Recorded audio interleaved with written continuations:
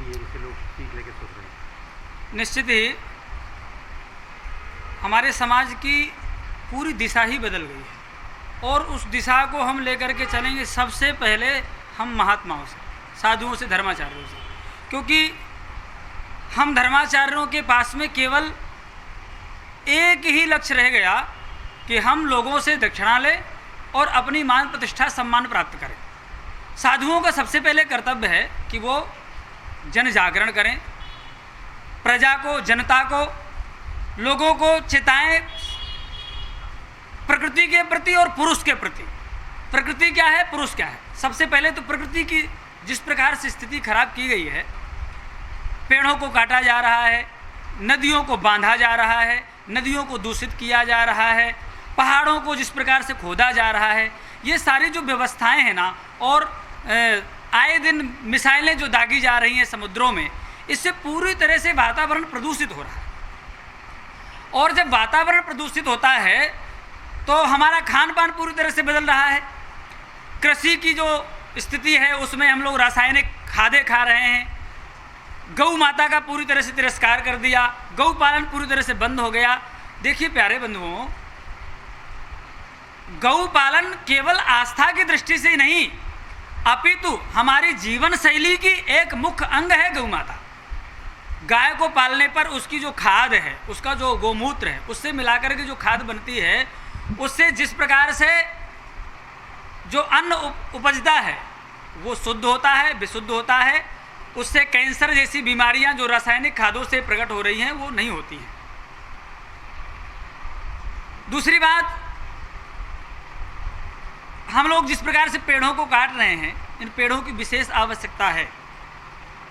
एक कहानी मैंने गुरुजनों से सुना है, एक व्यक्ति को कोई रोग हो गया, उस व्यक्ति को किसी वैद्य के पास में भेजा, तो वह जब गया तो जाते जाते किसी वृक्ष के नीचे बार बार बैठता, विश्राम करता, और जब तक वैद्य जी के पास में गया तो वहाँ जाते जाते उसको भयंकर जुकाम खांसी हो गई।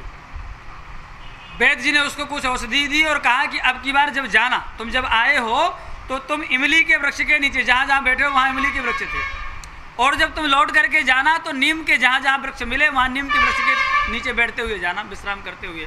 तो जब वो लौटा और नीम के वृक्ष के नीचे बैठते हुए गया तो घर जाते जाते ही वो स्वस्थ हो गया पूरी तरह से, और उसको आश्चर्य हुआ। फिर वो वैद्य जी के पास में गया, वैद्य जी ने उनको पेड़ों की उपयोगिता बताई, पेड़ कितने सदुपयोगी है, उनसे हमारी जीवन की स्थिति कितनी जुड़ी हुई है, ये विशेष बात है। हम प्रकृति के प्रति जिस प्रकार से संवेदनहीन हो गए हैं, कहीं के पहाड़ कहीं उठा करके रख दिए, कहीं के वृक्ष काट करके, जहाँ जंगल थे वहाँ खेत हो गए, वहाँ शहर बस गए, और जहाँ पहाड़ थे वहाँ गड्ढे हो गए। ये संतुलन पूरी तरह से बिगाड़ चुके हैं हम लोग, और इसी का दुष्परिणाम है कि यह कोरोना जैसी भयंकर महामारी आज हमारे पूरे विश्व में छाई हुई है। गौ माता, ये वैज्ञानिकों ने महाराज ये शोध किया है, जहाँ गाय रहती है, गाय से शुद्ध ऑक्सीजन निकलती है, वो कार्बन डाइऑक्साइड को शुद्ध करके विशुद्ध ऑक्सीजन देती है, इसलिए गाय की आवश्यकता है। गाय के गौमूत्र में अभी कुछ दिन पहले ही महाराज अमेरिका से ये निकाला गया था कि उसके मूत्र में और उसके दूध में सोना होता है। गाय की उपयोगिता वैज्ञानिक तरीके से भी है और आध्यात्मिक तरीके से भी है। हम जिस प्रकार से गाय को डंडा मार करके बाहर कर देते हैं, घर में नहीं पालते हैं, गाय के हत्या में कसाई बाद में दोषी हैं, पहले दोषी तो हम गौपालक लोग हैं कि हम क्यों गाय को रोड में खोल देते हैं, क्यों गाय को रोड में घूमने को मजबूर कर देते हैं, क्यों गाय को रोड में पॉलीथीन प्लास्टिक खाने को मजबूर कर देते हैं। क्या प्लास्टिक खाने वाली गाय का दूध खा करके हम निरोगी रहेंगे? निरोगी रहना है तो गाय को घर में पालिए, गाय की गोबर की खाद बनाइए, उससे कृषि करिए, उस अन्न को खाएंगे तो निरोगी होंगे। गाय का दूध भी खाने के लिए गाय को भी हम रासायनिक खाद से रहित जब घास खिलाएं उनको, ये रासायनिक खाद से युक्त जो चारा खिलाते हैं गायों को, ये भी हानिकारक है। जो इंजेक्शन लगा करके गाय को दूध निकालते हैं, ये भी हानिकारक है। जिस प्रकार से गाय को इंजेक्शन लगाते हैं और फिर वो अभी बताया जा रहा था कि उसका जो मांस है उससे निकल करके उस चमड़ी से वो किस प्रकार से दूध आता है, वही कैंसर बनाता है। तो गाय का दूध तो खाएं, लेकिन गाय के साथ में भी हम इतनी निकृष्टता ना करें कि उसको इंजेक्शन लगा करके दूध निकाल रहे हैं, उसको क्या क्या नाना प्रकार की विकृतिक वस्तुएं खिला करके दूध निकाल रहे हैं। गाय को भी शुद्ध घास खिलाएं, उसका पालन करें, उसको नहलाएं धुलाएं, सेवा करें, जिससे कि वो शुद्ध दूध दे सके। शुद्ध दूध खाएं, शुद्ध घी खाएं, शुद्ध गाय की गोबर से पैदावार हुई अन्न को खाएं, जिससे कि हमारा सबसे ज़्यादा आज कैंसर पंजाब में है, क्योंकि पंजाब में ज़्यादातर रासायनिक खादों का उपयोग होता है। हमारे अभी बुंदेलखंड का और मध्य प्रदेश का अन्न इसीलिए शुद्ध माना जाता है क्योंकि यहाँ खाद का प्रयोग कम होता है। आज भी हमारे यहाँ पर गोबर की खाद डाली जाती है खेतों में, इसीलिए यहाँ का गेहूँ शुद्ध होता है।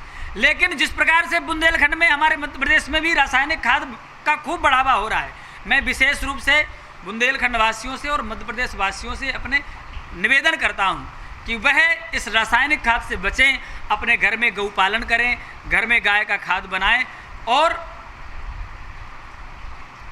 शुद्ध अन्न खाएं। शुद्ध अन्न खाएंगे तो हमारी चित्त की वृत्ति भी शुद्ध रहेगी। अभी भैया कह रहे थे कि छोटे छोटे बच्चियों के साथ में बलात्कार होता है, इसमें निश्चित ही हमारा आहार विहार दोषी है। आहार शुद्धो सत्य शुद्धि, सत्य शुद्धि ध्रुवा स्मृति, जैसा खाए अन्न वैसा होए मन। इसलिए शुद्ध अन्न खाएं, चाउमीन, पिज्जा, बर्गर, नाना प्रकार की ये फास्ट फूड को खाना बंद करें, शुद्ध अन्न को खाएं, संतों का संग करें, आराधना करें, गौ माता की सेवा करें, शुद्ध प्रकृति का शोधन करें। इससे निश्चित ही हम लोग एक नई दिशा में जाएंगे। भारत शुद्ध होगा, भारत शुद्ध होगा तो विश्व शुद्ध होगा। जय सिया राम।